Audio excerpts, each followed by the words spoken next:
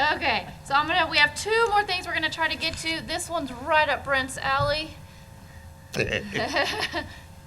What do you think of this one? How much time do we have? I'll give you 5 minutes. So you saw the first question on the quiz today, you know, when was the current property tax code enacted? It was 1979 under the Peveto Act. And part of the reasoning for that and for the creation of a centralized appraisal district in each county was to remove political pressure out of the appraisal process. You had situations where the Commissioners Court served as the equalization board for the county. And voters, homeowners, local property owners would come before the equalization board, and the commissioners would say, oh yeah, John, we know you had a hard time last year, and you know, I'm up for election next year. We're gonna give you a break and you can vote for me and everything will be grand. And then a large corporation that was from headquartered outside of the county or outside of the state would come in to protest in front of the same equalization board. They couldn't vote for those commissioners, so they'd look at them and say, oh, well, we don't think you pay enough taxes in this county. We're going to actually raise yours next year. It was very political. This right here brings it all back together. Elected board members for the board of directors of appraisal districts. Who's going to run for that position? And what's your campaign slogan? You know, and really, to be honest with you, what a lot of people don't recognize or understand is that the board of directors have very, very limited authority. They can hire and fire a chief appraiser and adopt the annual operating budget for the appraisal district. They cannot dictate the values. They hire that chief appraiser who hires a staff to set the values. If a board of directors came to me and said, we need you to lower values, they can't do that. Now, if they don't like my values and they that's think a I need crime to lower too, values, isn't it? That's a Yeah, crime as well. yeah, that's a crime as well. But they do have the authority, if enough of them, if the majority of them want me to lower values and I don't, then they can fire me. But I think you're going to have a situation where a lot of people now have the ability to elect board of directors for the appraisal district thinking that they're going to automatically have lower values because of it, and that's not going to be the case. So I'm How afraid is it set up right now, the board of directors? Who comprises the board of directors? So right now, the board of directors is appointed by the taxing units The that voting the member. appraisal district serves within that county.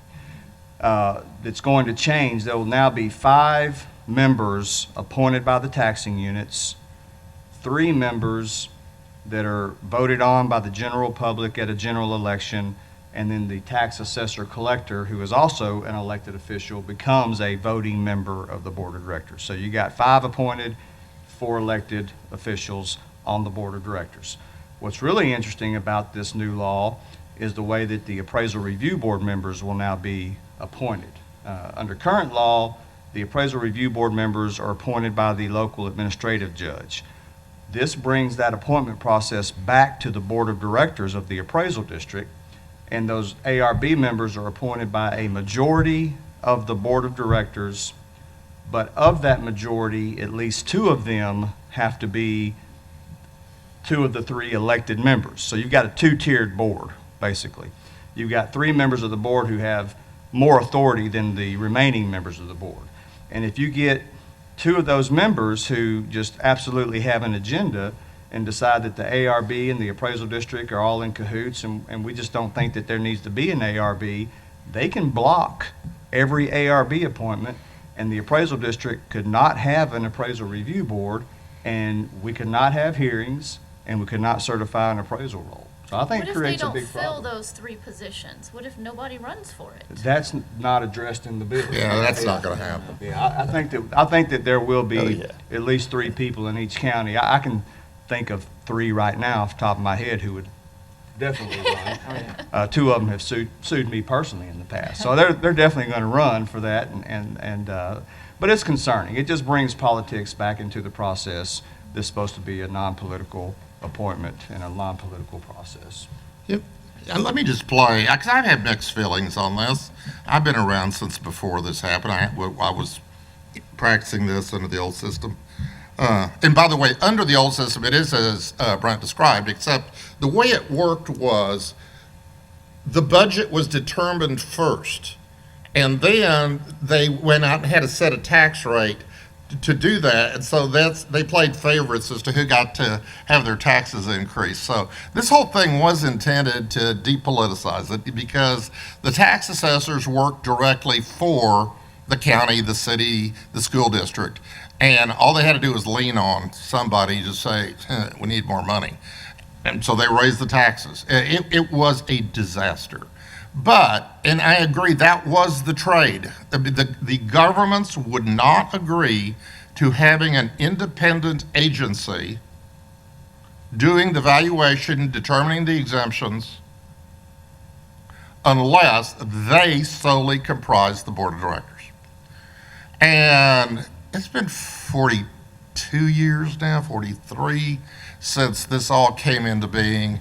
And people are screaming, people are hurting, people don't trust the system. Tax systems don't work unless people trust them. It's the bottom line. Yeah, and that's all we're hearing about every tax out there. And the other, we had the problem, we didn't bring this up, but we talked about the other thing kind of gets snuck in, the 20%. This got snuck in too. Nobody saw this coming. Yeah, every year since this passed in 1979, there has been a bill to elect the board of directors, been a bill to elect the chief appraiser, and every year it never even got out of committee. And then this happened, and bam, it's here. So part of the frustrations, we didn't get a chance to talk about it. But I think something had to be done to address the citizens' concerns. You know, because right now I think the citizens are feeling fairly impotent about the system and feeling they can't influence it any way, shape, or form. I mean, the real problems are going to come in smaller counties where the current boards are like a 1-vote margin already for or against the chief appraiser. You throw 3 more votes in, and wow, that totally changes the system.